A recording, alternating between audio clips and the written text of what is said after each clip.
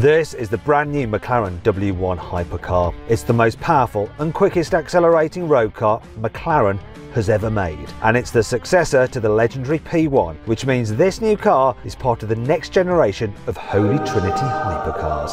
The W1 will have to compete with the LaFerrari successor, which will be revealed very soon. And Porsche's dropped plenty of hints about its future 918 successor too. But before we get into that, I'm going to tell you everything you need to know about the new McLaren W1.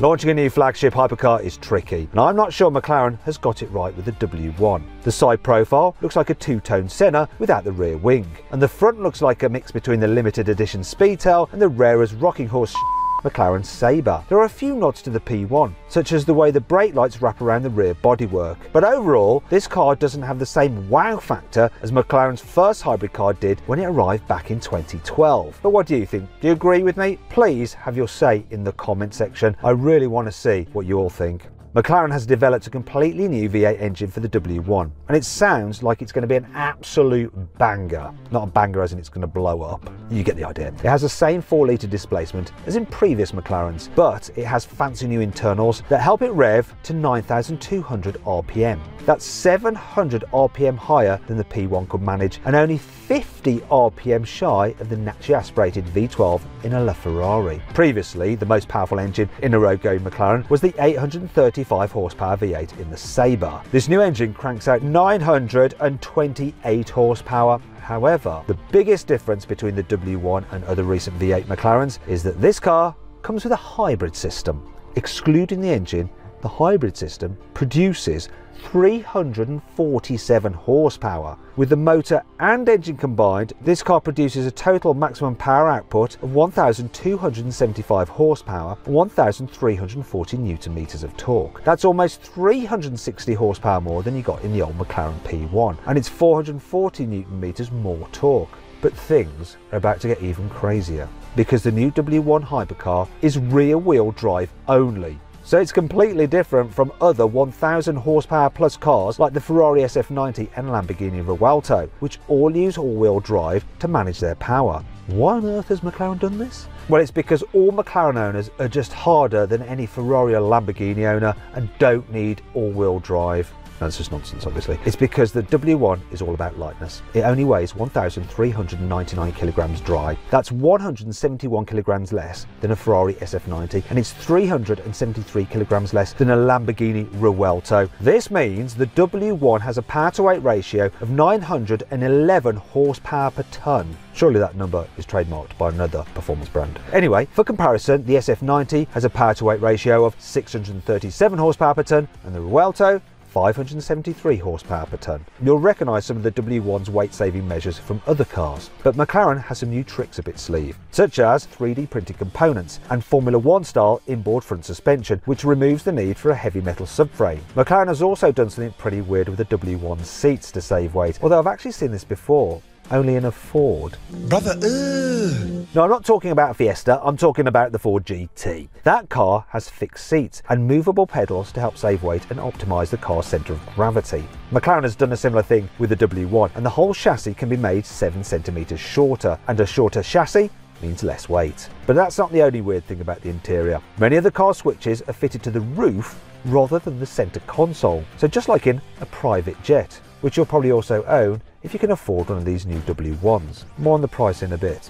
Anyhow, the steering wheel only has 2 buttons on it, so it's more Bugatti tourbillon than Lamborghini Revuelto, with its multitude of buttons that can even flummox the most die-hard owner. Oh my god, I never put it in performance mode on any race. I've been in hybrid mode. Oh my god! However, like with the Lamborghini, the buttons on the steering wheel alter the car's performance, and I'll come to that in a moment. First though, you need to know that unlike some other car makers, McLaren is sticking with hydraulic power steering, which should make the car feel more natural to steer at speed than those with electrical assistance. However, McLaren has decided to ditch one of its signature features for this new hypercar. The P1, Speedtail and Senna came with butterfly doors, which open upwards and forwards. But the W1 is the first McLaren to have gull-wing doors, just like an Aston Martin Valkyrie, or of course, a Mercedes gull-wing.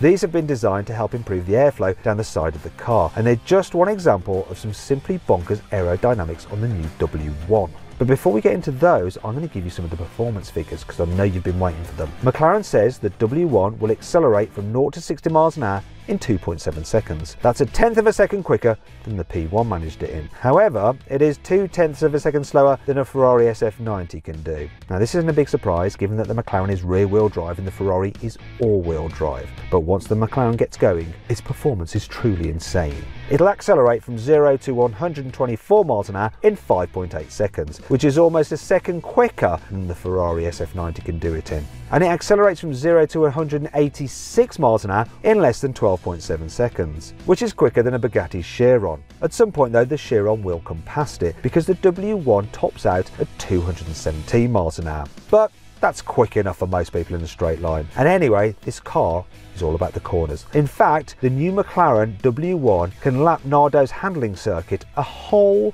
3 seconds quicker than the McLaren Senna could do.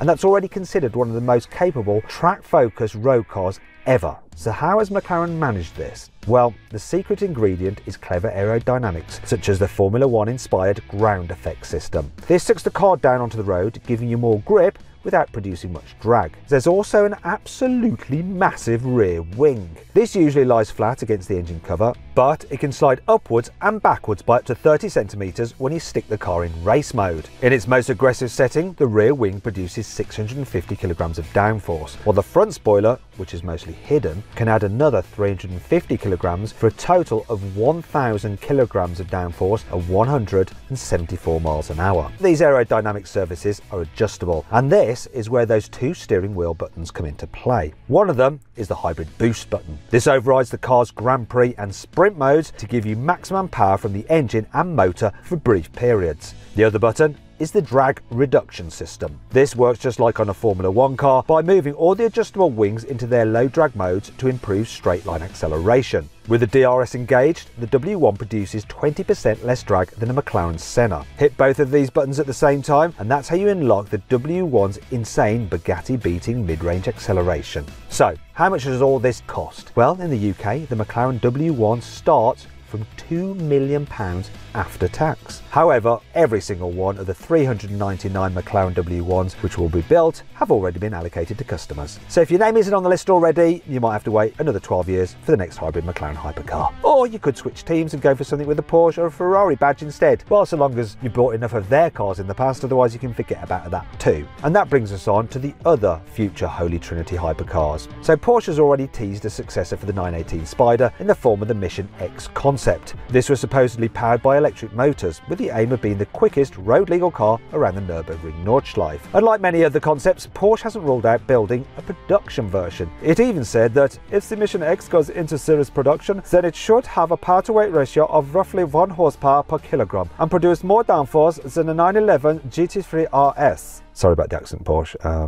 I don't know, maybe that was one of the American spokespersons who said that. Anyhow, no prototypes have been spotted of that car yet. Ferrari, on the other hand, has been spotted numerous times testing its own Holy Trinity hypercar, reportedly codenamed the F250. Rumours suggest this LaFerrari successor could ditch the iconic naturally aspirated V12. Instead, it may use a de-restricted twin-turbo V6 engine derived from the Le Mans winning 499P racing car. That car's all-wheel drive system may also make an appearance, in which case you can expect significantly more than 1,000 horsepower and a 0 to 60 mile an hour time close to 2 seconds flat. How will these cars compare to the McLaren W1? Well, make sure you subscribe to this channel because I'll be uploading videos about each of them as soon as they're revealed.